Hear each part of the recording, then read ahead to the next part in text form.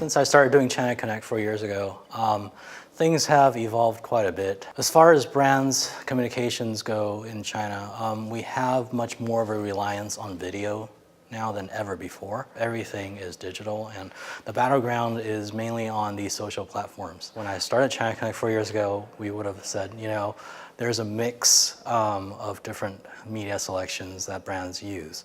Whereas now everything seems to be focused on social. The production required for proper brand communications is also much heavier than before. It's like we used to shoot TV commercials, but now we're shooting social commercials. Brands that are using WeChat as a primary channel now, one of the most popular ways to use WeChat is the WeChat Moments ad.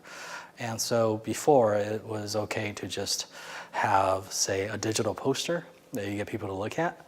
But now, if you look at all the WeChat Moments ads, the ones that people talk about, they all have very, very heavy video components, where you're really just trying to dazzle the eyes of the consumers by these very expensive, high production videos. The pillars of the social experience in China are freedom in creativity and willingness to take risks. One of the most successful social brands in China is actually NetEase. They consistently generate new social engagement ideas that everybody shares.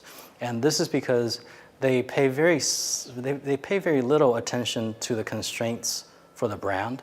And so they're willing to go the extra step and make their engagements interesting for the consumers instead of really just trying to sell you something.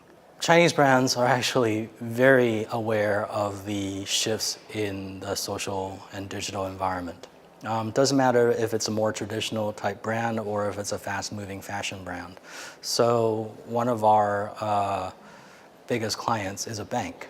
And you would think banks are more conservative and they perhaps don't like to take chances. For their annual campaign last year, they rejected all our traditional ideas and insisted that we get them onto Douyin, which is the Chinese version of TikTok. For the bank, that seemed to be the most attractive option in order to position themselves as a forward-thinking bank.